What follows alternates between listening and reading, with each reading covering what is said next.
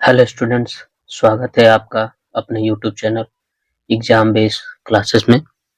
Mathematics की ये दूसरी वीडियो है मेरी और आपका एग्जाम भी बहुत नज़दीक आया है। कुछ ही समय बचे हैं आपके एग्जाम को। मैं वीडियो बना रहा हूँ, इससे पहले मैंने एक वीडियो बनाई है और उसी की सीरीज को मैं आगे बढ़ाऊंगा। अगर आप हमारे चैनल पे पहली बार आए हैं तो हमारे चैनल को सब्सक्राइब करिएगा। वीडियो पसंद आए तो लाइक करिए और दोस्तों के साथ शेयर करिएगा। स्टूडेंट्स, आपका 9वां क्वेश्चन जो है वो कह रहा है कि मूल बिंदु बिंदु दिया है और पूछा है कि मूल बिंदु से उसकी दूरी क्या होगी। जैसे कि बिंदु दिया है और बिंदु का क्या दिया है, कोऑर्डिनेट दिया है, निर्देशांक दिया है -3 और 4। तो और मूल बिंदु से उसकी क्या पूछ रहा है, दूरी पूछ रहा है। तो आइए इस क्वेश्चन को हल करते हैं। जैसा कि आपके प्रश्न में दिया गया है, एक बिंदु है m और उसका निर्देशांक दे दिया गया है -3, 4 और इसका पूछ रहा है कि मूल बिंदु से दूरी बताइए। मूल बिंदु से दूरी बताइए, ये क्वेश्चन में आपसे क्या कर रहा है, पूछ रहा है। तो जैसा कि आप जानते हैं कि निर्देशांक जो कोऑर्डिनेट होता है वो 4 भागों में क्या होता है, डिवाइड होता है। ये आपका क्या होता है, मूल बिंदु होता है।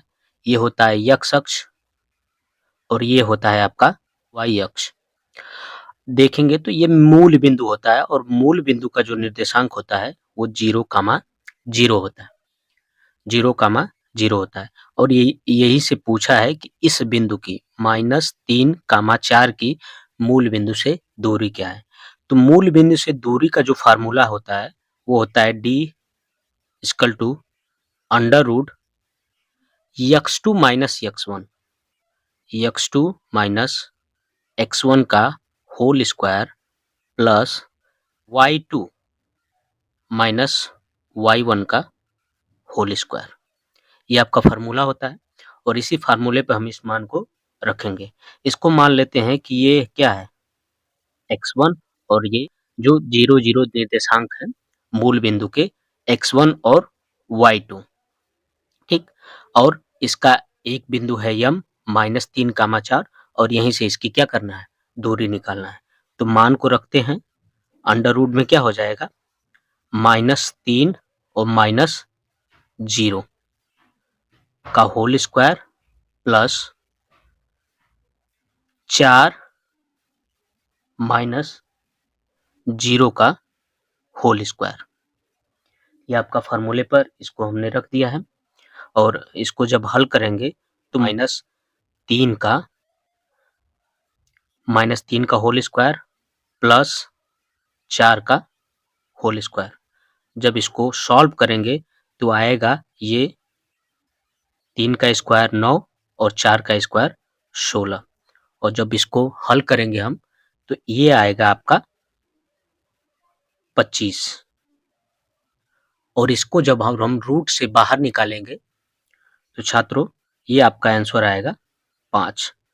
5 इकाई क्या होगी, इसकी दूरी होगी मूल बिंदु से। किस बिंदु की, 3, -4 की मूल बिंदु से दूरी क्या होगी, 5 इकाई।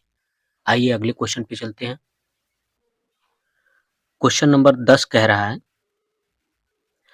कि बिंदु -2, 6, प्रिंटिंग मिस्टेक है, इसको ध्यान दे दीजिएगा। -2, 6 और -2, 10 को मिलाने वाले रेखाखंड के मध्य बिंदु का निर्देशांक ज्ञात करिए। तो डियर स्टूडेंट्स, आइए आपका 10वां क्वेश्चन कह रहा है कि बिंदु एक दे दिया है, मान लीजिए बिंदु ए है -2, 6 और बिंदु बी जो दिया है ये दिया है -2, 10। ये आपका पिछली बार के प्रश्न पत्र में ये पूछा गया था, 2024 में भी पूछा गया था और 2020 में भी सेम डाटा के साथ ये क्वेश्चन आपके प्रश्न पत्र में आया था। तो आइए इसको हल करते हैं। कह रहा है कि बिंदु ए और बिंदु बी के मध्य बिंदु की निर्देशांक ज्ञात करिए। जैसे एक बिंदु है ये ए और ये बिंदु है बी, इन बिंदुओं को जब हम मिलाएंगे तो इसके पूछ रहा है कि मध्य बिंदु, उसको मान लीजिए कि ये ई, इसका निर्देशांक पूछ रहा है। आपके पास दो बिंदु ज्ञात है, जब दो बिंदु ज्ञात है तो मध्य बिंदु का जो निर्देशांक होता है उसका एक फार्मूला होता है, मध्य बिंदु। मध्य बिंदु अगर ज्ञात करना होता है तो उसका फार्मूला होता है यक्स बराबर इसका एक्स कामा वाई, इसका निर्देशांक यक्स कामा वाई है, तो यक्स बराबर हो जाएगा आपका x1 प्लस x2 बटा 2 और y बराबर आपका हो जाएगा y1 प्लस y2 बटा 2। इस फार्मूले पे हम इन दोनों बिंदुओं के निर्देशांक को रख देंगे और इसका सॉल्यूशन निकाल लेंगे।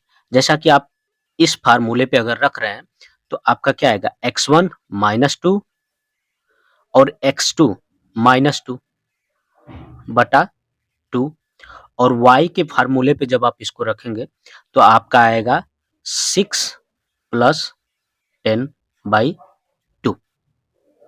इसको जब आप हल करेंगे तो ये आएगा -4 और -4 का जब 2 से भाग देंगे तो आ जाएगा आपका -2, 6 और 10 16, 16 को जब 2 से भाग देंगे तो आपका आएगा 8। तो इस तरीके से आपका जो मध्य बिंदु होगा, मध्य बिंदु x कामा y, इसका जो निर्देशांक होगा वो होगा -2 कामा 8। ये आपका आंसर हो जाएगा। तो दोस्तों, अगर आपको वीडियो पसंद आ रही है तो हमारे चैनल एग्जाम बेस क्लासेस को सब्सक्राइब करिएगा। इसी तरह की वीडियोस मैं आप लोगों के लिए प्रोवाइड करता रहूँगा और कोशिश करूँगा कि आपकी तैयारी आपके एग्जाम से पहले बेहतर हो सके ताकि आप अपने परीक्षा में अच्छा अंक हासिल कर सके। आइए अगले क्वेश्चन पे चलते हैं। जैसा कि आप देख पा रहे हैं, क्वेश्चन नंबर 11 कह रहा है कि किसी समबाहु त्रिभुज त्रिभुज ए, बी और सी में यदि AD BC पर लंब है तो AD स्क्वायर का मान क्या होगा। ये टिपिकल वाले क्वेश्चन है जिनके एक क्वेश्चन के 1 नंबर आपको मिलते हैं और ये टोटल 20 क्वेश्चन होते हैं बहुविकल्पी, जो आपको OMR शीट मिलेगी। उस पे आपको इन 20 क्वेश्चन को क्या करना है, टिक करना है, गोला करना है। तो हर क्वेश्चन को आप ध्यान से पढ़ेंगे और हर क्वेश्चन का आप सॉल्यूशन देंगे बेहतर तरीके से तो आपको एग्जाम में अच्छे अंक मिलेंगे। हल करते हैं। जैसा कि आप देख पा रहे हैं, आपके क्वेश्चन में पहले ही दे दिया है कि समबाहु त्रिभुज ABC है। त्रिभुज 3 प्रकार के होते हैं, एक समबाहु, विषमबाहु और एक समद्विबाहु। ये भुजा के आधार पे होते हैं और 3 प्रकार के त्रिभुज होते हैं जो कोण के आधार पे होते हैं, न्यून कोण, समकोण और अधिक कोण। तो इसमें आपको समबाहु त्रिभुज के बारे में दे दिया। तो सबसे पहले जब हम आंसर लिखेंगे तो लिखेंगे कि दिया है, आपको क्वेश्चन में क्या दिया है उस चीज को आपको लिख लेना है। क्वेश्चन में दिया है कि एक त्रिभुज त्रिभुज ABC समबाहु त्रिभुज है, समबाहु त्रिभुज है।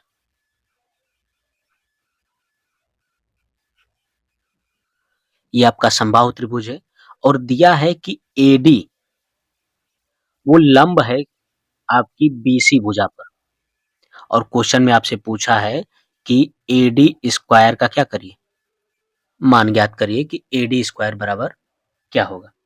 तो इस चीज को आप लिखेंगे कि दिया है त्रिभुज ABC एक समबाहु त्रिभुज है और AD जो है वो परपेंडिकुलर है, लंब है भुजा आपके BC पे। चूंकि समबाहु त्रिभुज जो होता है उसकी तीनों भुजाएं क्या होती हैं, बराबर होती हैं। उसकी तीनों भुजाएं क्या होती हैं, बराबर होती हैं।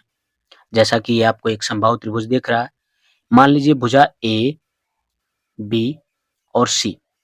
आपके प्रश्न के अनुसार दिया है कि भुजा A इस पे एक लंब है, भुजा AD, आपकी भुजा BC पर एक भुजा पर ये लंब है आपका AD लंब है और इसी के स्क्वायर का वो क्या कर रहा है, मान पूछ रहा है।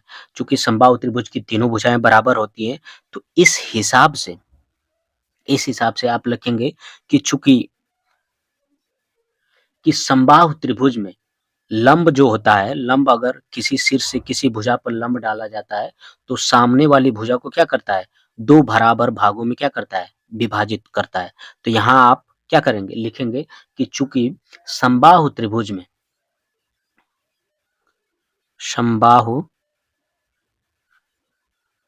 में किसी शीर्ष से भुजा पर, सामने वाली भुजा पर, सामने वाली भुजा पर डाला गया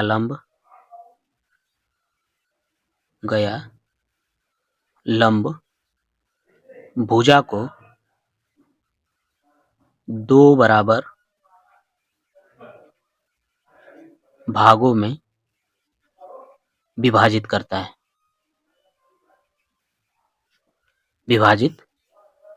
है, इस चीज को आप लिखेंगे कि चूंकि ये दिया है कि अगर समबाहु त्रिभुज में किसी शीर्ष से किसी सामने वाली भुजा पे हम क्या कर रहे हैं, लंब डाल रहे हैं, तो वो सामने वाली भुजा को क्या करेगा, दो बराबर भागों में बांटेगा। इस हिसाब से इसलिए आपका बी डी आपका बराबर हो जाएगा डी सी के।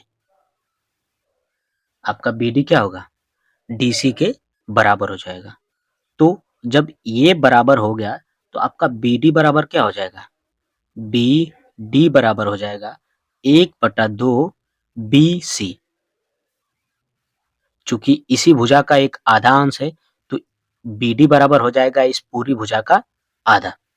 अगर इसी चीज को देखते हम तो चूंकि समबाहु त्रिभुज है, समबाहु त्रिभुज की तीनों भुजाएं बराबर होती हैं, तो बी डी बराबर क्या होगा, 1/2 ए बी। बी डी ही बराबर क्या होगा, 1/2 ए बी। ठीक, आगे चलते हैं। त्रिभुज ए बी और डी में, ए बी और डी में, इस त्रिभुज में देखेंगे त्रिभुज ए बी और डी, ये आपका त्रिभुज दिख रहा है। इस त्रिभुज में देखेंगे त्रिभुज ए बी और डी, इसमें जब आप देखेंगे तो आप पाएंगे कि ये एक समकोण त्रिभुज है। एक तरीके से ये क्या है, समकोण त्रिभुज भी है। तो समकोण त्रिभुज का जो फार्मूला होता है कि कर्ण का स्क्वायर बराबर आधार का स्क्वायर और लंब का स्क्वायर। तो इस चीज को हम लिखेंगे यहाँ पे कि ए बी स्क्वायर बराबर आपका हो जाएगा ए डी स्क्वायर और प्लस बी डी स्क्वायर। हमें ज्ञात करना क्या है, ए डी स्क्वायर ही हमें क्या करना है, ज्ञात करना है। तो इस बी डी को हम क्या करेंगे, इधर ट्रांसफर कर देंगे। तो क्या हो जाएगा, A B square minus B D square बराबर ए डी स्क्वायर, ये आपका हो जाएगा। चूंकि ए बी भुजा जो है वो बी सी के ही क्या है, बराबर है। ए बी भुजा ही बी सी के बराबर है क्योंकि समबाहु त्रिभुज है। तो इस हिसाब से जब ए बी भुजा को हम लिखेंगे तो क्या लिखेंगे कि 2DC स्क्वायर और बी डी बराबर ही क्या है, बी डी बराबर ही आपका क्या है, बी डी बराबर है क्या है, D C minus D C square बराबर ए डी स्क्वायर। इस हिसाब से क्या हो जाएगा, 4DC square minus D C square बराबर ए डी स्क्वायर। अगला स्टेप हो जाएगा, इसको इसमें से क्या करेंगे, घटाएंगे कि 3DC स्क्वायर बराबर ही क्या हो जाएगा, ए डी स्क्वायर। ये आपका क्या हो जाएगा, आंसर हो जाएगा, ये आपका आंसर हो जाएगा। तो स्टूडेंट्स, आपका 12वां नंबर क्वेश्चन कह रहा है कि एक त्रिभुज ए बी सी, कह रहा है कि एक त्रिभुज ए बी सी के शीर्षों के निर्देशांक क्रमशः 7, 5, 7 और -3, 3 है। यदि बी सी का मध्य बिंदु डी है तो AD की माप ज्ञात करिए। तो दोस्तों, जिस प्रकार प्रश्न में कहा है उसी के अनुसार हम इसको हल करेंगे। जैसा कि प्रश्न कह रहा है कि एक त्रिभुज है, आपका एक त्रिभुज है AB और C, और उसके शीर्षों के क्या दे दिया है, निर्देशांक दे दिया है। तो स्टूडेंट्स, इसके शीर्षों के निर्देशांक दिया है 7, 5, 5, 7 और -3, 3। तो स्टूडेंट्स, इसके शीर्षों के निर्देशांक दे दिया है और त्रिभुज के बारे में बता दिया और कह दिया है कि जो भुजा इसकी त्रिभुज की BC है, इसका मध्य बिंदु है एक D, एक मध्य बिंदु है D, और इसके शीर्ष A से उस D की लंबाई को पूछा है। सो स्टूडेंट्स, AD की लंबाई को हमसे क्या किया है, पूछा है। ठीक, A और D की लंबाई को हमसे पूछा है। आइए हल करते हैं इसको। सो स्टूडेंट्स, सबसे पहले हम इसका आंसर लिखेंगे और लिखेंगे कि प्रश्न में सबसे पहले दिया क्या है। दिया है, क्या दिया है? दिया है त्रिभुज AB और C, त्रिभुज AB और C, और इन त्रिभुजों के, इस त्रिभुज के क्या दिया है, और निर्देशांक दिया है। त्रिभुज ABC और इनके निर्देशांक, इनके निर्देशांक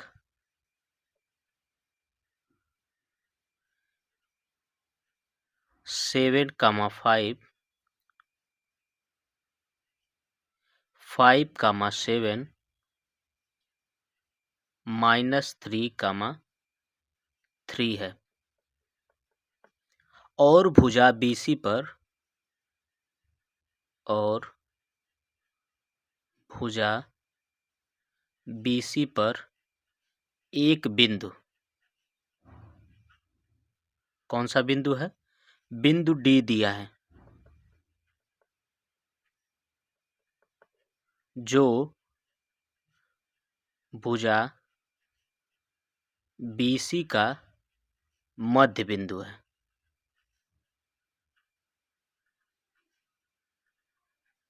सो स्टूडेंट्स, ये आपके क्या दिया है, क्वेश्चन में दिया है।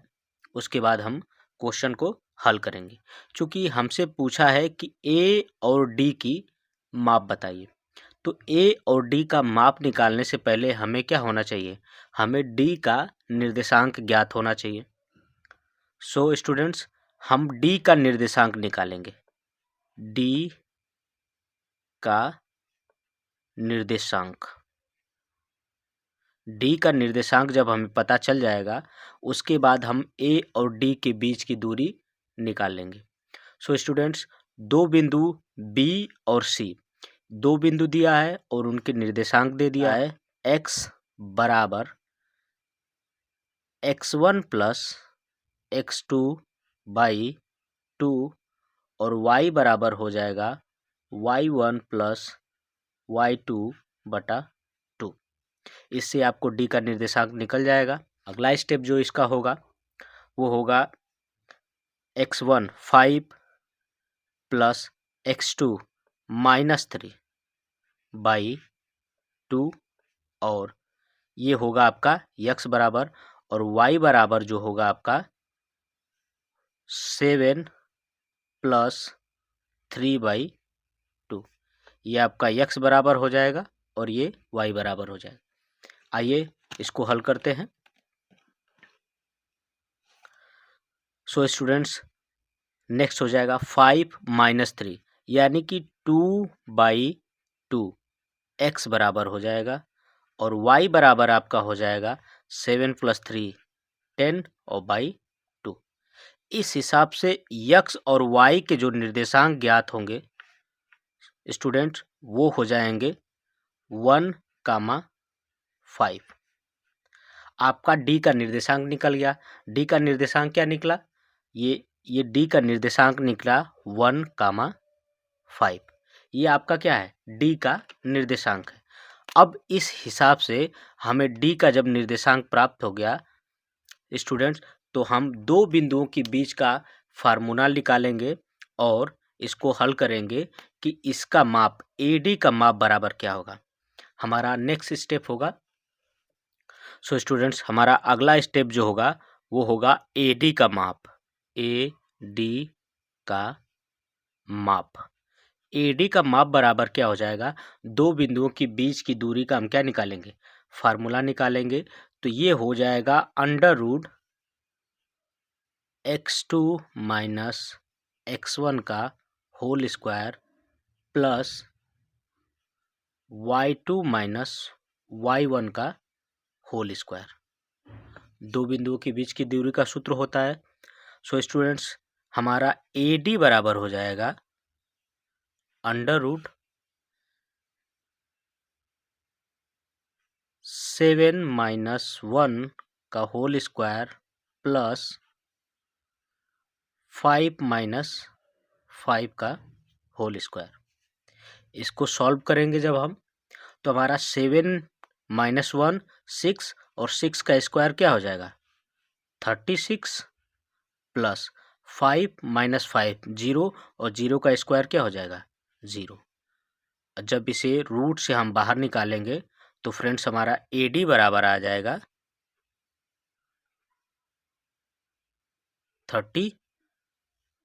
36 का अंडर रूट निकालेंगे तो AD बराबर हमारा आ जाएगा 6। ये हमारा क्या हो जाएगा फाइनल आंसर हो जाएगा। AD का माप क्या होगा 6 इकाई, 6 इकाई। सो स्टूडेंट्स ये रहा आपका 13वां क्वेश्चन। आइए अगले क्वेश्चन पे चलते हैं।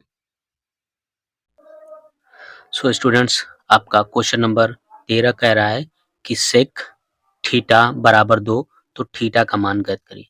ये बहुत ही आसान क्वेश्चन है, आप इसको बहुत बेहतर तरीके से हल कर सकते हैं। ये आपकी पेपर में पिछली बार 2024 के पेपर में पूछा गया था।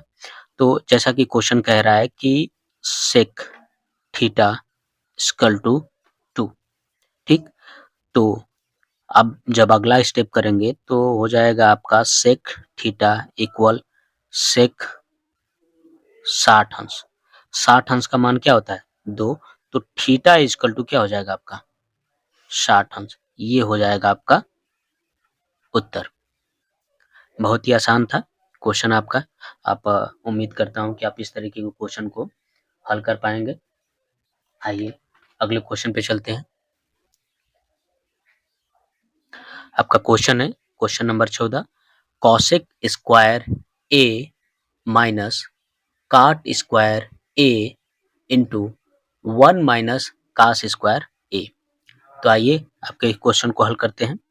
जैसा कि आपके क्वेश्चन में दिया है, आपको साइन के जितने फार्मूले हैं उसको याद करना बहुत ही ज़रूरी है। आपको मैं यहाँ फार्मूला लिख देता हूँ। बेसिकली फार्मूले जो होते हैं वो होता है कि sine square theta plus cos square theta equal 1 होता है। एक होता है 1 प्लस टेन स्क्वायर थीटा बराबर होता है आपका सेक स्क्वायर थीटा, और 1 plus cot square theta equal to आपका हो जाएगा कॉसेक स्क्वायर थीटा। ये आपके क्या होते हैं इंपॉर्टेंट फार्मूले होते हैं, और इसी फार्मूले से ये क्वेश्चन क्या होगा आपका क्वेश्चन नंबर 14 हल होगा। आइए हल करते हैं।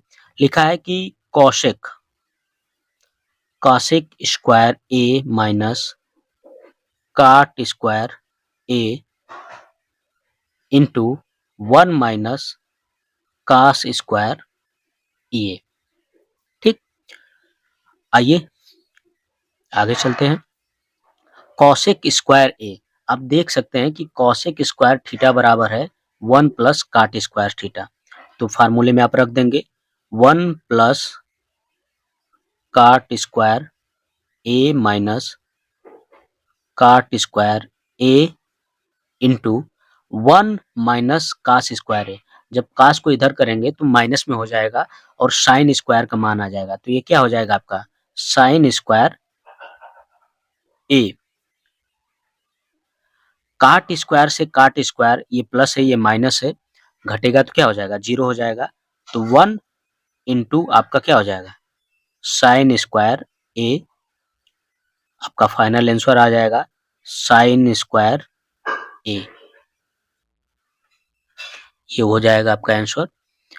So students, cos square cosec square a minus cot square a into 1 minus cos square a का जो आपका आंसर आएगा वो आएगा sin स्क्वायर a। आइए अगले क्वेश्चन पे चलते हैं। सो स्टूडेंट्स, आपका 15 नंबर का क्वेश्चन है, एक लंबवृत्तीय बेलन के आधार का जो क्षेत्रफल है वो 9 पाई सेंटीमीटर स्क्वायर दिया है, उसके आधार की ये क्या कर रहा है त्रिज्या पूछ रहा है। आइए आपके क्वेश्चन को हल करते हैं। जैसा कि एक लंबवृत्तीय बेलन दे दिया है, मैं आपको समझाने के लिए फिगर बना रहा हूँ, अन्यथा आपको क्वेश्चन में आंसर देते समय फिगर बनाने की जरूरत नहीं। ये इसकी क्या है त्रिज्या है और इसी का वो क्या किया है मान आपसे पूछा है। जैसा कि लंबवृत्तीय बेलन दिया है, ये इसका आधार है और आधार का क्षेत्रफल दिया है। तो वृत्त का जो क्षेत्रफल होता है, वृत्त का क्षेत्रफल,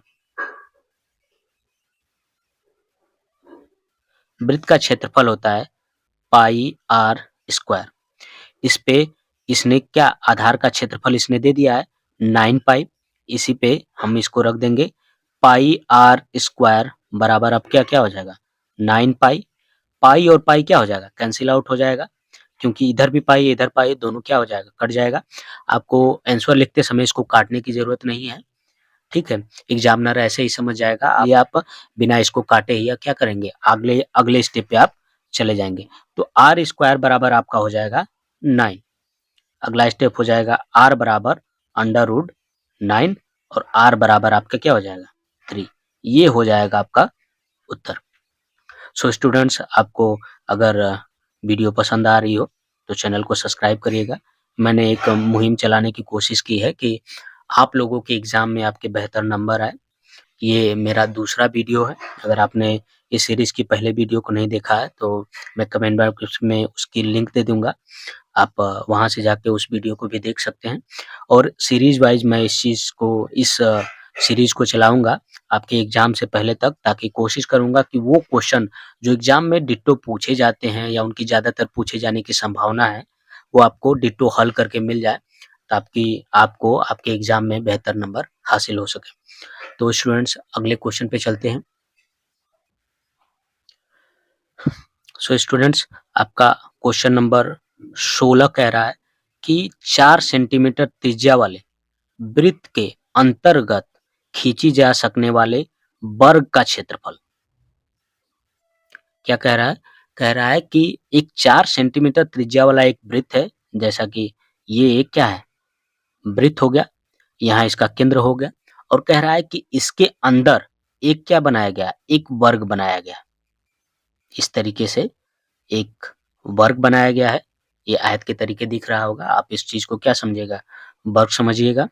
ये एक वर्ग बना है और इसी वर्ग का वो क्या कर रहा है क्षेत्रफल आपसे पूछ रहा है। जैसा कि आप जानते हैं कि अगर किसी वृत्त की त्रिज्या r है और इसके अंदर एक वर्ग बना है, जो विकर्ण हो जाएगा वो त्रिज्या के व्यास के क्या होगा बराबर होगा। जैसा कि क्वेश्चन में आप इस चीज को मेंशन करेंगे कि दिया है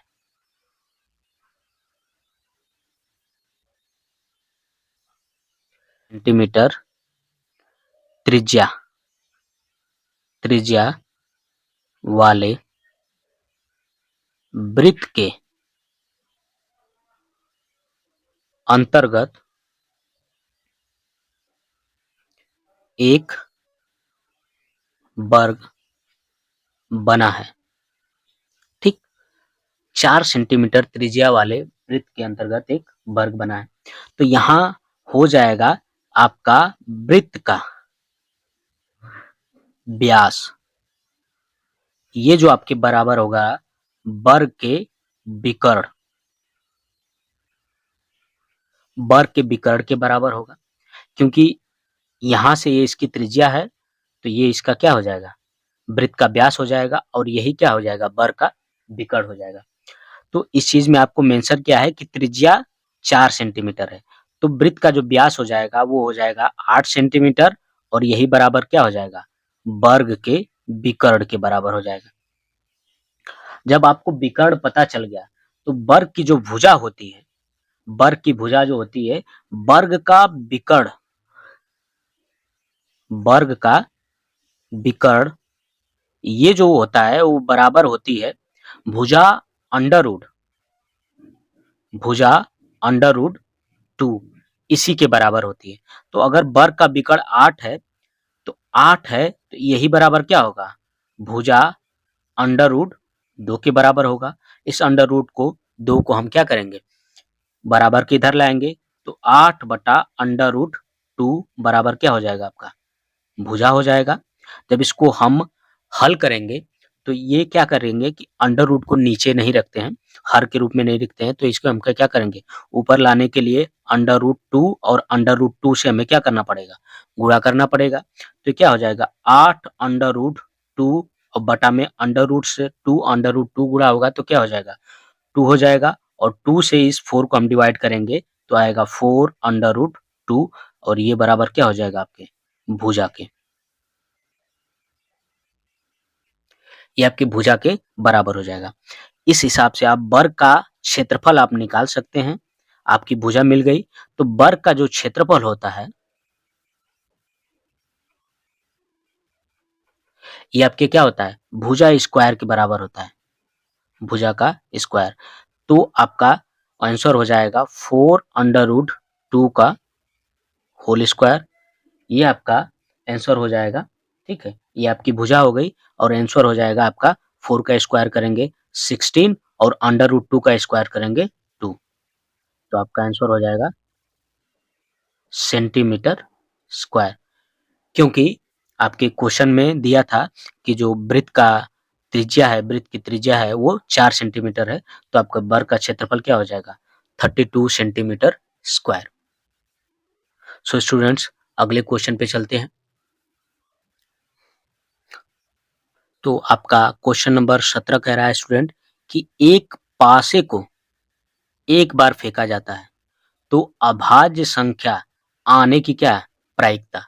ये प्रायिकता से आपको क्या किया है, क्वेश्चन पूछा है, और ये बेहद ही आसान होता है, इसका फार्मूला भी आसान होता है। इसको जानते होंगे, लूडो वगैरह खेले होंगे, तो एक पासा होता है, तो चूंकि उसमें कितने अंक होते हैं, तो 1 2 3 4 5 और 6 अंक, इन अंकों को क्या कर रहा है, अंकित होता है उस पासे पे, और उस पासे को फेंके जाने की क्या कर रहा है, कि प्रायिकता क्या होगी, कि एक अभाज्य संख्या है।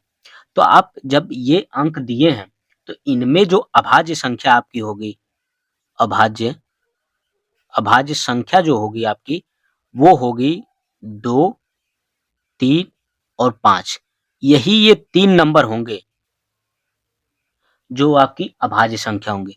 इसलिए अनुकूल आपका जो परिणाम होगा, अनुकूल परिणाम,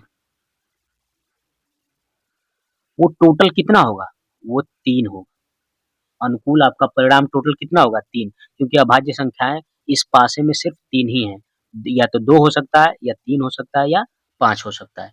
तो अभाज्य संख्या आने की जो प्रायिकता होगी, इसलिए अभाज्य संख्या आने की प्रायिकता,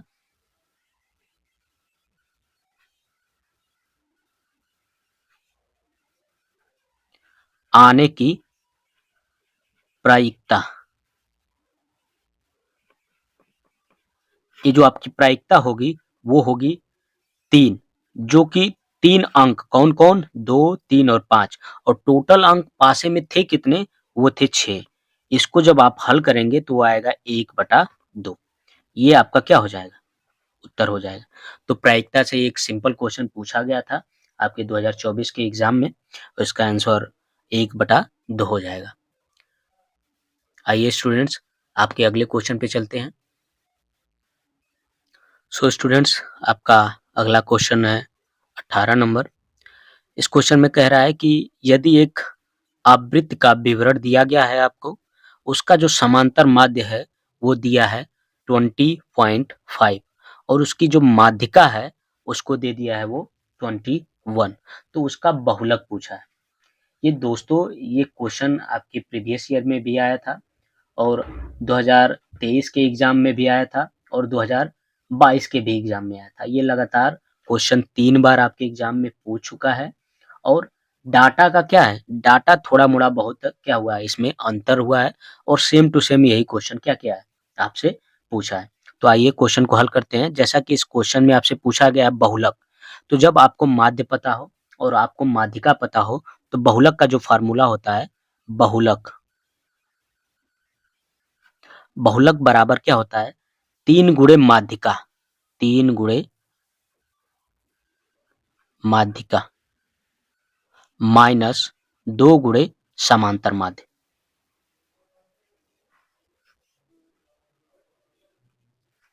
ये फार्मूला होता है और इसी फार्मूले पे आपको क्या करना है, रख देना है मानों को। तो मानों को आप रखेंगे तो 3 गुणे माध्यिका, माध्यिका इसकी क्या है 21 माइनस 2 इंटू 20 माइनस 5, इसका क्या है समांतर माध्य है। तो ये आपका हो जाएगा 63 माइनस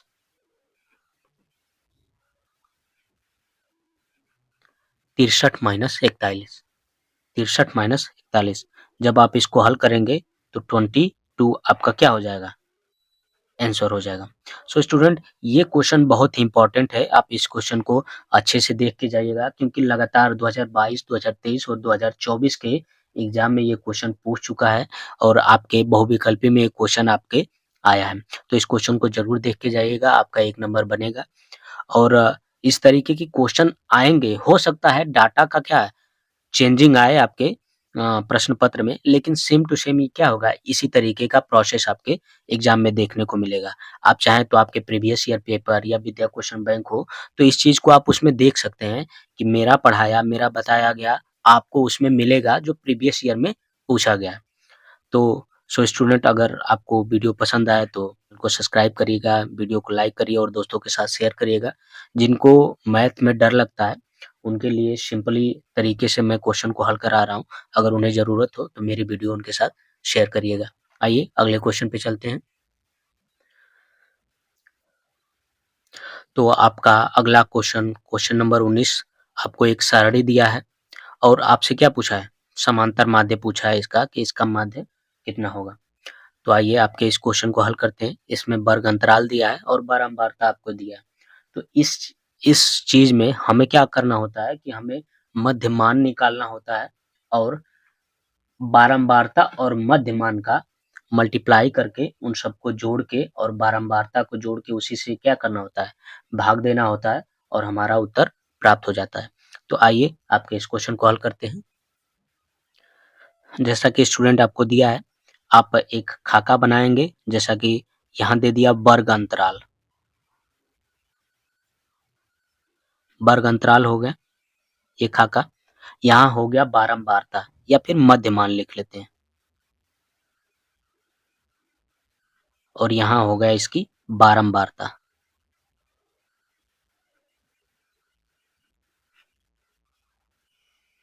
और यहाँ क्या होता है, मध्यमान को हम डिनोट करते हैं एक्स आई से और बारंबारता को डिनोट करते हैं एफ आई से।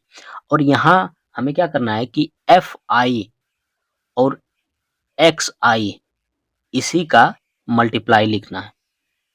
ठीक, आपका वर्ग अंतराल दिया है, वर्ग अंतराल दिया है आपका 3 और 5। इसका मध्यमान क्या करेंगे, 5 और 3 जोड़ेंगे और उसे 2 से डिवाइड करेंगे तो 5 और 3 होता है 8, 8 2 से डिवाइड करेंगे तो मध्यमान इसका क्या आ जाएगा 4। और इसकी बारंबारता क्या दिया है, 4 दिया है। अगला दिया है आपका 5 से 7, वर्ग अंतराल दिया है 5 से 7 और इसका मध्यमान 5 और 7 को जोड़ेंगे 12, 12 को 2 से डिवाइड करेंगे 6। ठीक, अगला इसकी बारंबारता दिया है आपकी 2, 7 और 9, 7 और 9, 7 और 9 16 होता है, 2 से डिवाइड करेंगे तो इसका मध्यमान मान आएगा 8 और इसकी बारंबारता दिया है 1। 9 और 11, 9 और 11 को जोड़ेंगे तो आएगा 20, 2 से डिवाइड करेंगे तो इसका मध्यमान आएगा 10 और इसकी जो बारंबारता दिया है वो 3 दिया है। ठीक, तो 3 और 5 इसकी मध्यमान 4 और 4, तो Fi और Xi को हमें मल्टीप्लाई करके क्या लिखना है 4 इंटू 4 क्या हो जाएगा आपका 16, 6 इंटू 2 हो जाएगा आपका 12, 8 और 1 8 और 10 और 3 आपका क्या हो जाएगा 30। ये आपका हो गया। अब हमें क्या करना है कि यहाँ मध्यमान सिग्मा Fi लिखना है, इसकी जो बारंबारता है इसको लिखना है कि टोटल कितनी बारंबारता है। तो 4 और 2 6, 1 7 और 3 10, 10 इसकी बारंबारता होगी। Fi और Xi sigma Fi into Xi जो आपका हो जाएगा ये आपका 30 है और 12 और 8 हो गया 20, 30 और 20 को जोड़ेंगे तो हो जाएगा आपका 50 और 16 हो जाएगा आपका 66। ठीक, तो दोस्तों आपका ये बारंबारता क्वेश्चन दिया है, ये आपका क्या पूरा का पूरा आपका बन गया है।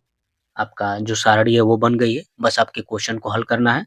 तो क्वेश्चन को हल करेंगे तो आपका आ जाएगा, आंसर आपका आएगा कि समांतर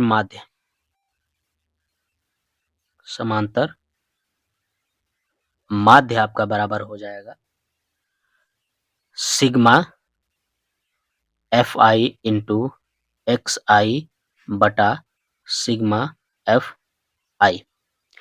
इसी पर आप मानों को रख देंगे 66 बटा क्या हो जाएगा 10 और इसको जब डिवाइड करेंगे तो आपका उत्तर आएगा 6.6। ये आपका क्या हो जाएगा उत्तर हो जाएगा। अगर आपको वीडियो पसंद आई हो तो दोस्तों के साथ इसको शेयर करिएगा। मैथमेटिक्स की दूसरी सीरीज है, मैं बोर्ड एग्जाम तक इस सीरीज को चलाऊंगा। आपको वीडियो पसंद आया तो वीडियो को लाइक करिएगा, कमेंट करके बताइएगा और चैनल को सब्सक्राइब कर लीजिएगा और बेल आइकन प्रेस करना ना भूलिएगा ताकि मेरे वीडियो के नोटिफिकेशन आपको सबसे पहले मिलते रहें। और इसी तरीके की वीडियो आप चाहते हैं तो सब्सक्राइब करिएगा और अपने दोस्तों के साथ शेयर करिएगा। मिलते हैं नेक्स्ट वीडियो में। धन्यवाद।